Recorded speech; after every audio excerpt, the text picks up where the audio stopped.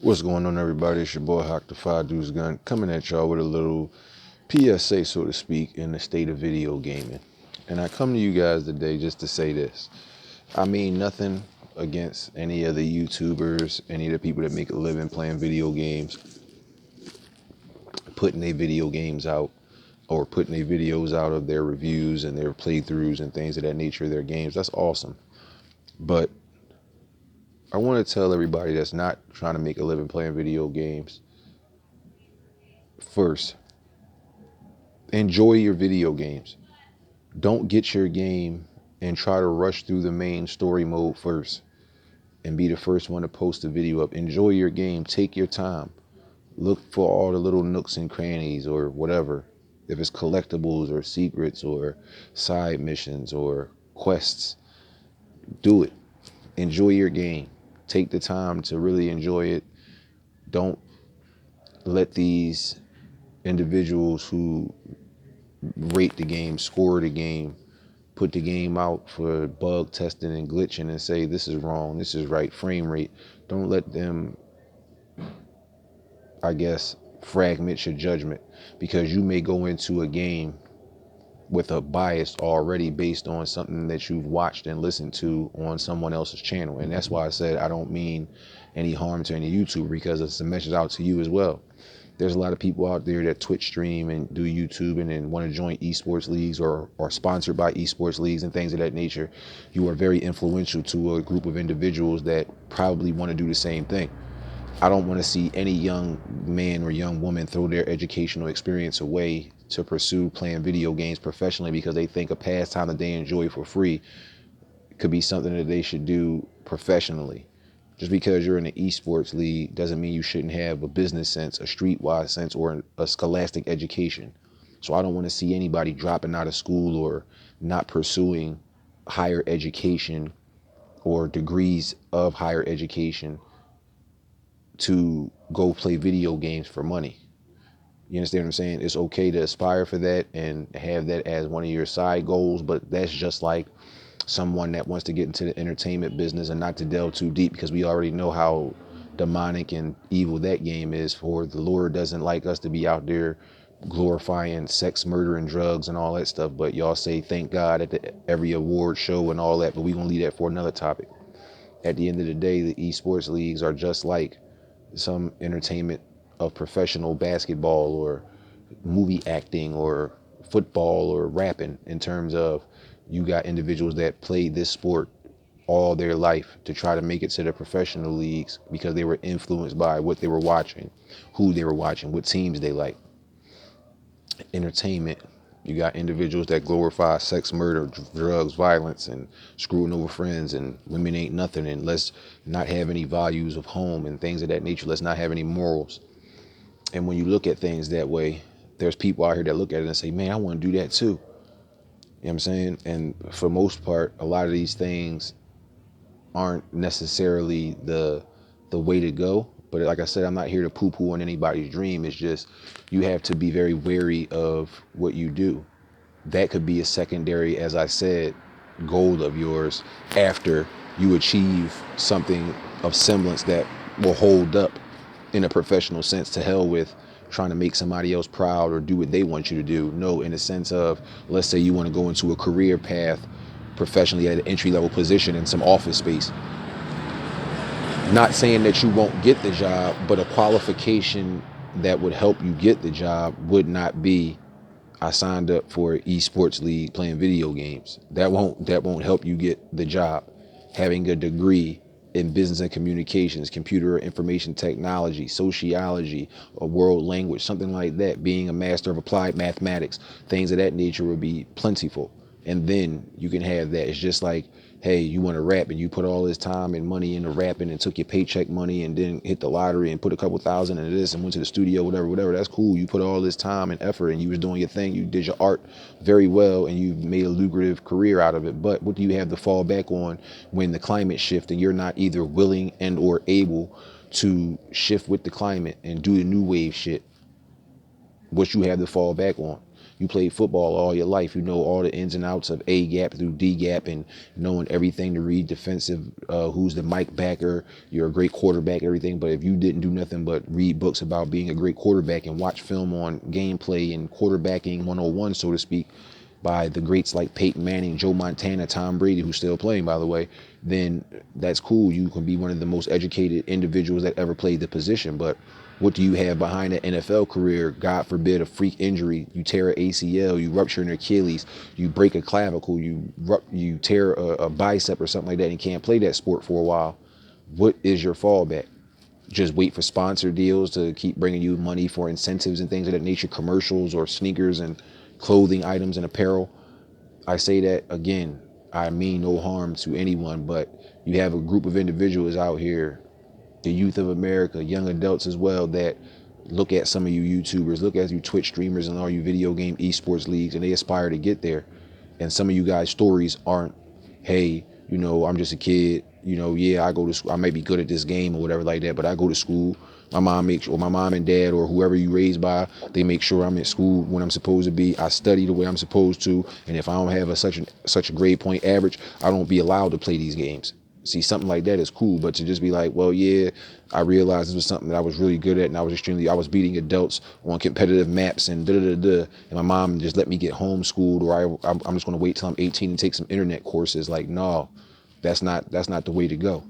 It's like you got a kid that go to college and they're playing for one and done universities, one of the one and done universities, meaning they're in there for their freshman year, and then they're ready to declare for the NBA draft.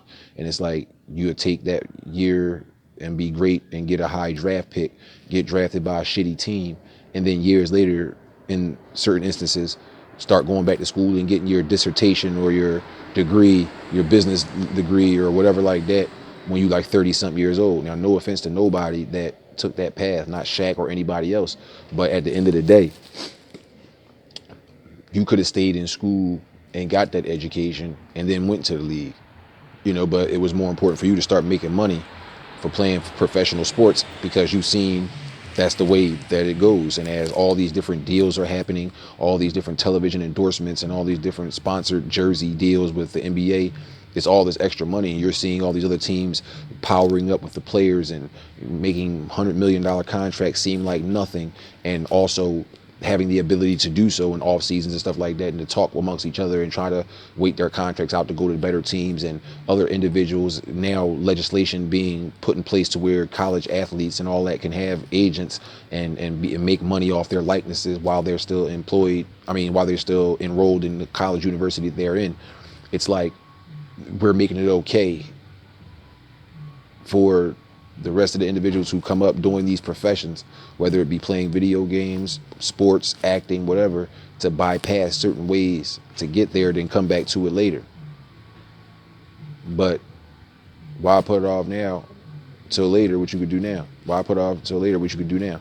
It's like, I'm here now. I'm already here. It's not like I was in the NBA and then I chose to go to school for a year and it's like, it's just not for me, and I went back to the NBA. Like, no, I was already here in school. It's not like I chose to automatically be signed with The Rock, you know what I'm saying? And I didn't go through the whole learning my history of music and showing an appreciation for those that came before me, but at the same time not trying to re-emulate none of those individuals, and at the same time making sure I respect what came before me to give me the opportunity to perform and do anything with that. But does that mean forget the knowledge that I've acquired scholastically and through streets? Does that mean not to practice the common sense that I have simultaneously with the scholastic and street knowledge, because I have a talent for these attributes or this type of affinity and skill? I just want you guys to remember, if this is what you want to do, for those of you who have the influence, you are called social media influencers, make sure you're telling these kids to stay in school at the very minimum. You're on these YouTubes asking for donations and having strangers give you money just for you sitting there making wonky sound effects and playing video games that anybody can play themselves. Go ahead and leave some positive feedback and stop being shills for these companies that's keeping all of our kids on loot boxes and weirdo time to where they can't even communicate with one another unless they're on a phone doing it. And for the initial point, enjoy your video games. Play your game. I'm looking at all these people, a game just came out and they already got their review copies, and I played 50 hours and it's the massive world. Bro, enjoy your game, bro. Don't get your vision, don't get your vision or your opinion skewed by the pre-release videos and the this is my opinions of the game. People like me who play a game and give you his initial thoughts on it from the beginning is just doing that. That's it. Just giving you his initial thoughts from the beginning and saying what it is he do like, don't like, what he do see, what he don't see. Just like I did on the WWE 2K20 video that I did. It's not to tell you, yo, go get that joint. I don't know, I mean, or not to go get it. I'm gonna tell you my personal opinion. And if certain things is good and bad in your pro and con section, you internally will say, well, shit, I don't like this. He seemed to be all hype about that's a good thing in the game, but I think that's a bad thing in the game. So I'm not even getting that shit. See, that's what you do. It's not me like, guys, I wouldn't recommend it. Like, no, that's not me. Like, if I don't like it, I'll make a video saying this game came out. You know, this was the reason why I bought it, whether it's fanfare, whether it's a friend said we should multiplayer co-op it, whether it was interest, and I got it, and I didn't like it, and I wish I didn't get it, but I could take it back. I don't want to trade it into GameStop because I'm going to get less than a third of what the game actually costs. So I could sell it on eBay or Craigslist or Amazon, or I could take it back to the place that I got it, like a Target or something, and get my money back or choose a different game. You know, that's what I would tell you.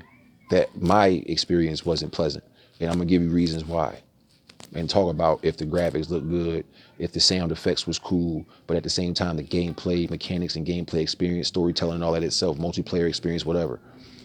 And if the game wasn't good, I'm not gonna go, guys, I can't recommend this for you. I'm gonna say this was horrible.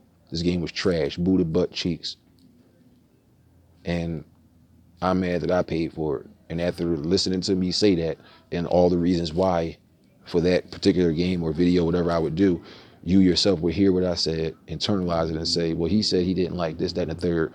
Well, I'm going to try the demo, or I'm going to go rent it from Redbox or whatever. I'm not going to spend $60 on it first because he said he was mad he spent $60 on it. Now, if I like it when I go rent it, if I like it when I go Redbox it, then I'll go ahead and, you know, pay the full retail price. But if not, end of the day, though, if you do decide to pick up a game, if you do decide to pick up Death Stranding, if you do decide to pick up Shenmue 3 when it come out, if you do decide to pick up Star Wars Fallen Order, Jedi Fallen Order when it come out, if you do decide to get any game that got a story player, a single player experience and co-op and story and all that, when you watch these videos and stuff, this is why I don't watch videos, not because they contain spoilers, because a lot of the early videos from these YouTubers and influencers don't contain spoilers. They're just showing you the same trailers and gameplay footage that the developers have put out and released in trailers and stuff like that, that everybody in the world could see if they wanted to. But I wouldn't watch them with the intent of it skewing you to get it or not get it either way. It's like a movie. Somebody can go to the movie and say they didn't think Teenage Mutant Ninja Turtles was good, and some people could say I was a kid when I went to go see it too, and I think it was hot. That's their two opinions. Why isn't that the same thing for video games? Enjoy your game though. When you get your game, whether it's good or bad, indifferent, take your time with it. Don't speed rush it because all these guys finished it day one or got gold camo ultimates in 12 hours of the game being out, even though they supposedly said it takes 18 plus hours of gameplay for each weapon to get there. It's ridiculous. And you guys will sit there and it's like, for what? And then that's just something that sits there in that box, unless it has some type of like multiplayer facets where you're doing that. Other than that, it's like you beat that game in a day. It's nothing to do. Like Days Gone, I still didn't beat The Last of Us because I have like over 500 games on the PS4, 1,123 on the PlayStation 3. I haven't beaten 10% of all the stuff I've owned. And that's just digital. Now, those games, over the years of me getting them, certain stuff come out, oh, I gotta get this. This is hot. I wanna get this, and I stop playing certain shit. So I'm playing everything sporadically. But you see that I'm taking my time, enjoying every little new story element that happens, every new weapon found, every new character unlocked, you know? Because I'm taking my time. I'm not like, oh, Dreamcast guy did a review and said he beat this game in this many times. I'm gonna see if I can do it too. What setting did he say play it on? I'm gonna do it like that. And I'm gonna play it on every setting. There's a replay value, especially if you have something that has that type of like single player element to it, because you'll have some shit that's in your achievement or trophy list that'll say Complete it on this, on normal. Complete it on easy. Complete it on veteran. Complete it on ultimate. You understand what I'm saying? So the replay value is sick for the majority of the games, whether you're playing a Devil May Cry or you're playing a Call of Duty, whether you're playing a Final Fantasy or whether you're playing The Witcher. The replay value is stupid. And you can even add God of War and Spider-Man into that mix. But enjoy your game. Don't speed rush through it. Enjoy your game. As always, it's your boy H to the double AK. I am him in the flesh. Thanking you for being right here. Every viewer, commenter, thumbs up or thumbs down or sharer, subscriber, I greatly appreciate you. I'm not monetized. It's not for money. I'm not trying to become the next YouTube sensation. I'm just a young man doing things like this to keep my head together. As always, impart and be blessed and less stress. Fear no evil and stay vigilant. I'll holler at you guys next time.